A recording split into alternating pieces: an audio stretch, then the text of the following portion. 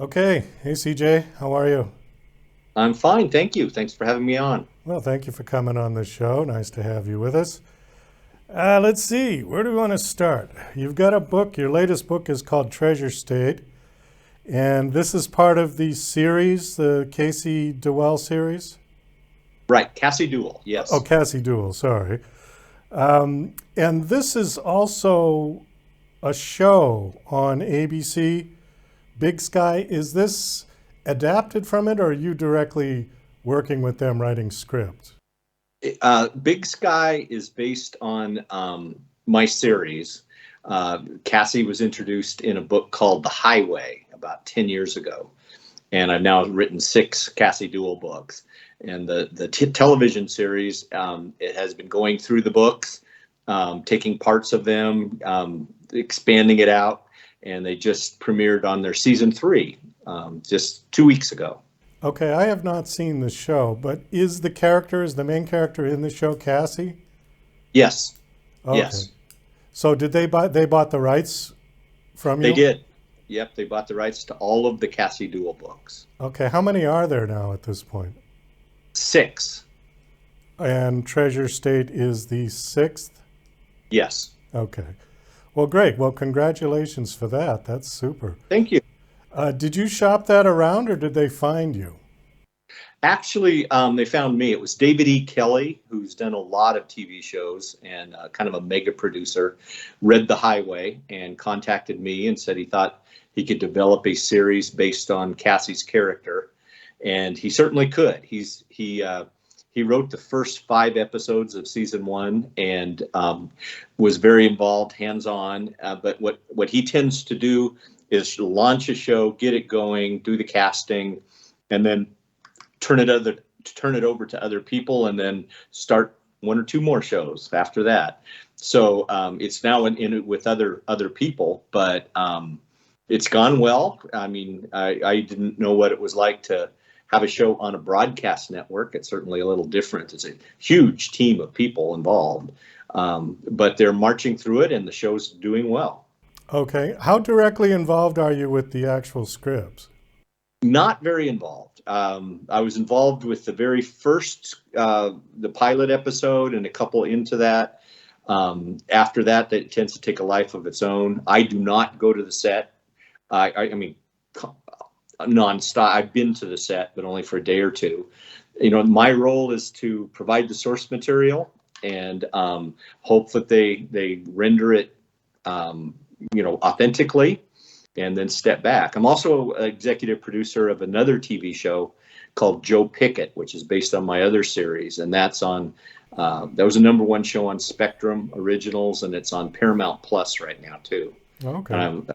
I'm a little more involved in that because I've written more Joe Pickett books, and they want me to be more involved. How similar is the TV show to the book? Because oftentimes it changes a lot. And I know people who have written novels that were turned into films that said the film didn't bear the slightest resemblance to the book.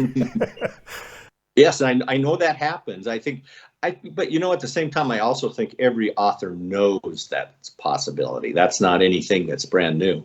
What I hope, and what has happened is um, that it attracts more readers to the books. And I look at the shows as kind of like 1 hour commercials for the books, and it has like the sales have skyrocketed on the book since the shows were out there, because I think there are people who have never heard of me, never heard of the books, but they're attracted to maybe the source material from the show that they just saw, and they look it up and they try it out. So in that regard, it's extremely successful in more exposure and more book sales and more readers. Well, that's a very good point. And I don't know if every author who has their book turned into a film realizes that the exposure that you get from it. Right. And I don't have a ton of sympathy for authors who complain about the movies or the TV shows that are based on their books, because, no one held a gun to their head and made them cash that check, that was offered. Going in that it's very likely going to be a lot of people involved. It's very collaborative. whereas a writer's life is very isolated. And everybody has their own opinion on the set, the actors, the showrunners, the directors. So it turns into a different animal.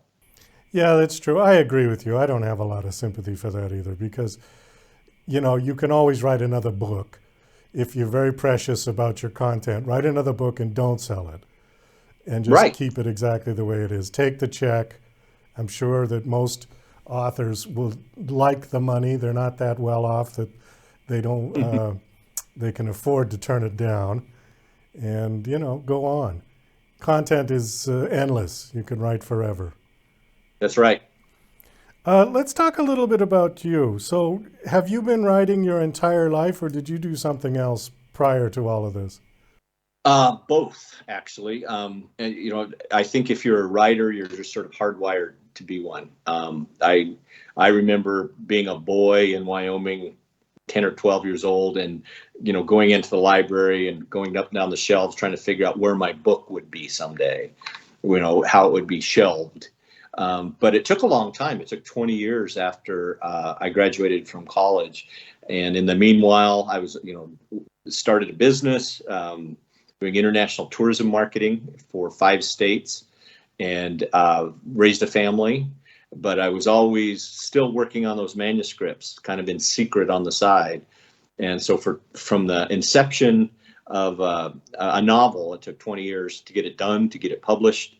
And then from then, it's been, kind of nonstop 30 books. But finally got to the point where I could sell the company and just work on books full time. So, your very first book was the one that got you going? I mean, you got it accepted by a traditional publisher, one of the New York big ones? Right. The book was Open Season, and it introduced Joe Pickett. And it was published at Penguin Putnam. Oh, yeah. At the time. So it was a big publisher, and it really came out of the gate in a big way. It won a lot of awards. It was a New York Times notable book. Got a lot of attention for a first novel, which I'm grateful for. And then the publishers wanted more books with Joe Pickett, and that's how the series was born. I was never planning to write a series. A lot of series authors have the same story where they're writing a book, but the publishers want additional books with that character in it. Well, what I think your story is unique in the sense that your very first book got picked up. A lot of times it takes the 10th book for authors to get it right where the publishers are interested in it. No, you're right. I had a very good editor in my wife who I would read a version of the first novel and say, I don't know, maybe punch this up. Maybe you don't need to do that. And finally, when she kind of gave the okay, thinking it was good enough, that's when I first took it out. Tell me a little bit about the series, and let's go with the Cassie series first. Just give me kind of a synopsis, 1 or 2 minutes of the concept of the story. Sure. She was introduced in a book called The Highway. And originally she was a very secondary character. She was a deputy sheriff in Montana. And the protagonist of the book is killed in the middle of the book. And suddenly Cassie has to step forward to try to solve the case and find the bad guy. And she's very inexperienced, very young. And she just finds that she has the fortitude to keep going. And she finally pursues this bad guy who's a serial killer truck driver over the first 3 Cassie Dewell books. She's pursuing him. She finally finds him. She takes care of him. And then she decides she no longer wants to be in law enforcement and becomes a private investigator, opens up her own firm in Bozeman, Montana. And that's where Treasure State opens up with two cases coming at her at once. One from a very rich woman in Florida who fell in love with a guy and was bilked out of $7 million. And she believes that this guy who vanished went back home to Montana. So she hires Cassie to try to find him and get her money back or take him down if possible. And the other case is based on a real life incident where a guy named Forrest Fenn wrote a treasure hunt poem and said that if you followed the clues in the poem, you would find the $2 or $3 million that he had hidden somewhere. Actually happened. Hundreds, thousands of people, treasure hunters, tried to find that treasure for 8 years. It was finally found in Wyoming 2 years ago. But it was quite a big deal in the Mountain West because most of the treasure hunters were convinced that it was buried somewhere in Wyoming or Montana or Idaho. Turns out it was buried in Wyoming. And so I fictionalized that story too, where Cassie is actually hired by the author of the poem to try to find his identity. And because he thinks that if treasure hunters know who wrote it, they'll be able to find the treasure easier. What was the treasure? Did he bury cash or gold or what?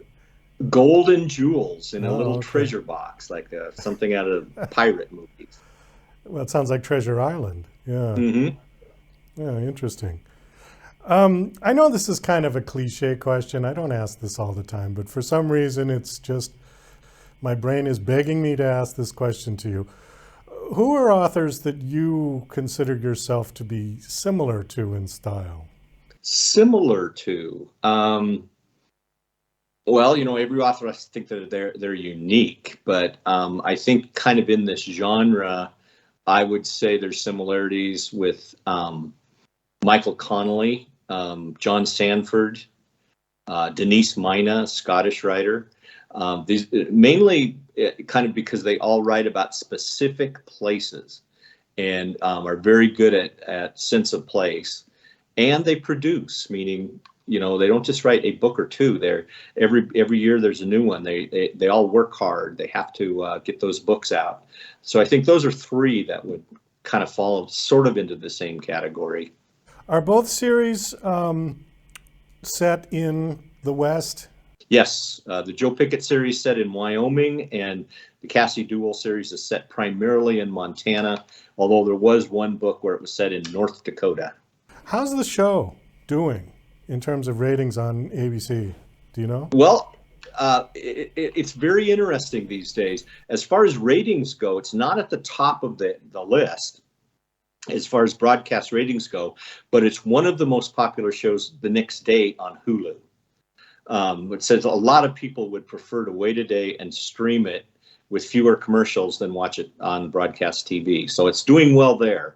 And well, I don't know about season 3 yet. I haven't seen any of the numbers. I've been on a book tour, so I hope it's doing well. Well, a lot of people, I think, are getting used to the idea of on demand. And on ABC, you're going to have to sit down at, what time is it on?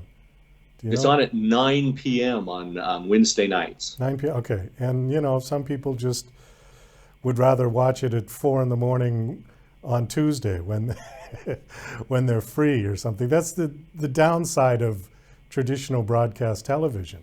Or it's actually designed to be almost streamed. The episodes flow together. So that's how it's viewed a lot too. Somebody sit down and watch 5 episodes at once. Oh, well, that works. Okay. Well, CJ, we got to wind this down. Thanks so much for coming on. Do you have a website you want to give out? Sure. cjbox.net has got everything on it. Okay, great. And links to your social media if people want to follow you are there. Absolutely. As well? Okay. Well, thanks again. Treasure State is out now? Yep, it came out last Tuesday. Okay, and it's available Amazon and all those places, right? Everywhere. Okay. Thanks again, CJ. Nice meeting you. Best of luck. Thank you very much. Appreciate it.